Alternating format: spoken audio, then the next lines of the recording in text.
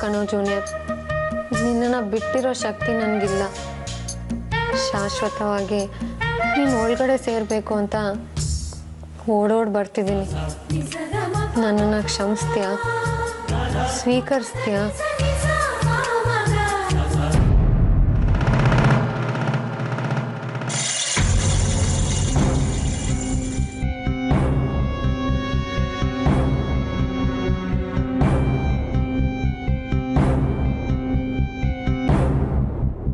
ಅಭಯ ನೋಡಕ್ ಹೋಗ್ತಿದ್ಯಮ್ಮ?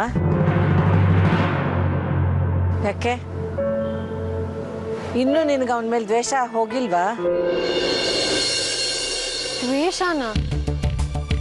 ಹೌದು, ಮತ್ತೆ ಅವನ ಮೇಲೆ ದ್ವೇಷ ಇರೋದಕ್ಕೆ ತಾನೆ ಮತ್ತೆ ನೀ ಅವನ ಜೊತೆ ಇರೋಕ್ ಹೋಗ್ತಾ ಇರೋದು, ಅವನ ಜೀವನ ಹಾಳು ಮಾಡಕ್ ಹೋಗ್ತಾ ಇರೋದು. ನಿನಗೆ ನಿಜವಾಗ್ಲೂ ಅವನ ಮೇಲೆ ಪ್ರೀತಿ ಇದ್ದಿದ್ರೆ ಅವನು ಯಾರ ಜೊತೆನಾದ್ರೂ ಸಂತೋಷವಾಗಿರ್ಲಿ ಅಂತ ಬಿಟ್ಬಿಡ್ತಿದ್ದೆ. ಆದ್ರೆ ನೀನ್ ಸ್ವಾರ್ಥಿ. ಅವನ ಭವಿಷ್ಯಕ್ಕಿಂತ ನಿನ್ ಸುಖನೇ ದೊಡ್ಡದು ಅಂತ ಅನ್ಕೊಂಡಿರೋಳು. ನಿನ್ನಂತ ವಯಸ್ಸಾದವಳನ್ನು ಕಟ್ಕೊಂಡು ಅವನ ಕಡೆವರೆಗೂ ಕೊರಗೆ ಇದ್ರು, ಕಣ್ಣೀರ್ ಹಾಕಿದ್ರು ಚಿಂತೆ ಇಲ್ಲ. ನಿನಗ್ ಮಾತ್ರ ಐಷಾರಾಮಿ ಜೀವನ ಬೇಕು ಅಲ್ವಾ? ಅಮ್ಮ, ಸತ್ಯವಾಗ್ಲೂ ಹಂಗೆಲ್ಲ ಏನೂ ಇಲ್ಲಮ್ಮ. ಸಾಕ್ ಬಾಯಿ ಮುಚ್ಚಮ್ಮ. ನಿಮ್ಮಂತ ಲೋ ಕ್ಲಾಸ್ ಜನಗಳ ಯೋಗ್ಯತೆನೇ ಇಷ್ಟು.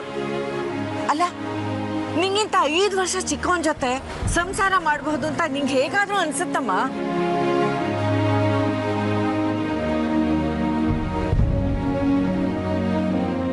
ಒಂದ್ ನಯ ನಾಜುಕ್ತನ ಇಲ್ಲ, ಒಂದ್ ಹೊಸ ವಿಷಯ ಗೊತ್ತಿಲ್ಲ, ನನ್ ಮಗನ್ ಟೇಸ್ಟ್ ಅರ್ಥ ಮಾಡ್ಕೊಳ್ಳೋ ಶಕ್ತಿನೂ ಇಲ್ಲ. ಅದಿನ್ ಯಾವ ಸೀಮೆ ಸಂಸಾರ ಮಾಡ್ತೀಯ ಅವನ ಜೊತೆಲಿ? ಅವನು ಇನ್ನೇನ್ ತಾನೇ ಸಂತೋಷ ಪಡಕ್ ಸಾಧ್ಯ ನಿನ್ನಿಂದ?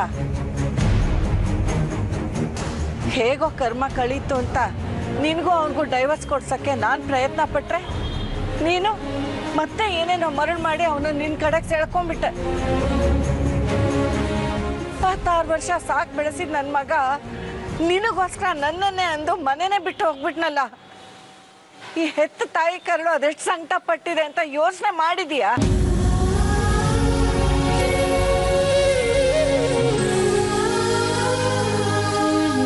ಅಷ್ಟು ಸಾಲದು ಅಂತ ನಿನ್ ಸ್ಕೂಲಲ್ಲೂ ಅವನನ್ನ ಗೋಳು ಹೊಯ್ಕೊಂಡೆ, ಹೊರಗಡೆ ಅವಮಾನ ಮಾಡಿದೆ, ಪೊಲೀಸ್ ಲಾಕಪ್ಗೆ ಹಾಕಿ ಹೊಡೆಸ್ದೆ, ಭಿಕ್ಷಕಂತರ ಅವನನ್ನ ಮನೆ ಆಚೆಗಿಟ್ಟು ಭಿಕ್ಷೆ ಹಾಕೋ ತರ ಅನ್ನ ಹಾಕ್ದೆ. ಇಷ್ಟಾದ್ರೂ ನಿನಗೆ ತೃಪ್ತಿನೇ ಇಲ್ಲ. ನಿನ್ ತಂಗಿ ಜೀವನ ಸರಿ ಮಾಡ್ಕೊಳಕ್ಕೋಸ್ಕರ ನನ್ ಮಗನ ದುರುಪಯೋಗ ಪಡಿಸ್ಕೊಂಡೆ. ಹೀನಾವಾಗಿ ಬದೆ ತಿಂದು ಅವನ ಆಸ್ಪತ್ರೆಯಲ್ಲಿ ಮಲ್ಗೋ ಹಾಕಿ ಮಾಡ್ದೆ. ಇನ್ನು ಏನೇನ್ ಮಾಡ್ಬೇಕು ಅಂತಿದ್ಯಾ? ಅವನ್ ಜೀವ ತೆಗೆಯೋವರೆಗೂ ನಿನ್ ಸಮಾಧಾನನೇ ಇಲ್ಲ ಅಲ್ವಾ?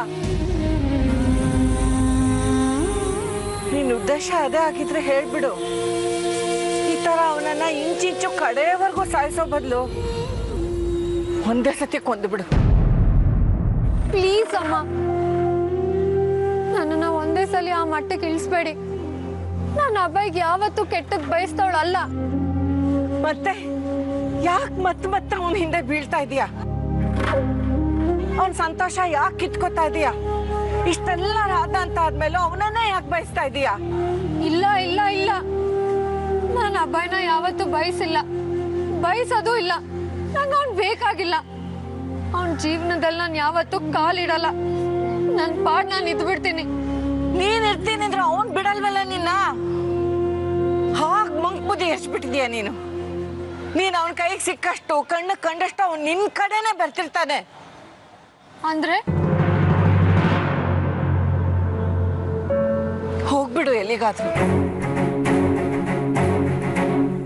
ಯಾವತ್ತು ಯಾರ ಕಣ್ಗೂ ಬೀಳ್ದೆ ಇರೋ ಹೋಗಿ ಎಲ್ಲಾದ್ರೂ ದೂರ ಹೊರಟೋಗು.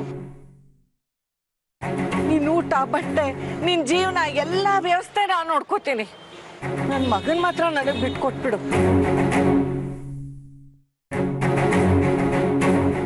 ನನ್ ಮಗನ್ ನನ್ನಿಂದ ಕಿತ್ಕೋಬೇಡಮ್ಮ. ಅವನ್ ನೆಮ್ಮದಿ ಹಾಳು ಮಾಡ್ಬೇಡ. ನಿನಗೆ ಕೈ ಮುಗಿತೀನಿ.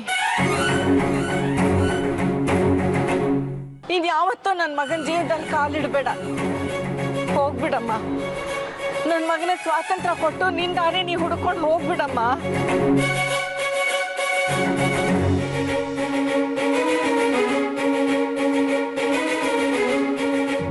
ಪ್ಲೀಸ್ ಅಮ್ಮ, ನೀವು ನನ್ನ ಮುಂದೆ ಕೈ ಜೋಡಿಸ್ಬಾರ್ದು. ಆಯ್ತಮ್ಮ, ನಾನು ಹೋಗ್ತೀನಿ. ಅಭಯನ ಬಿಟ್ಟು ಅಷ್ಟೇ ಅಲ್ಲ, ಇನ್ನು ಮುಂದೆ ಯಾರ ಕಣ್ಗೂ ಕಾಣಿಸೋಷ್ಟು ದೂರ ಹೋಗ್ತೀನಿ. ಅಭಯ್ ಸಂತೋಷನ ನೀವು ನೋಡ್ಕೊಳ್ಳಿ, ಸರಿನಾ? ಹೋಗ್ತೀನಿ, ಹೋಗ್ಬಿಡ್ತೀನಿ.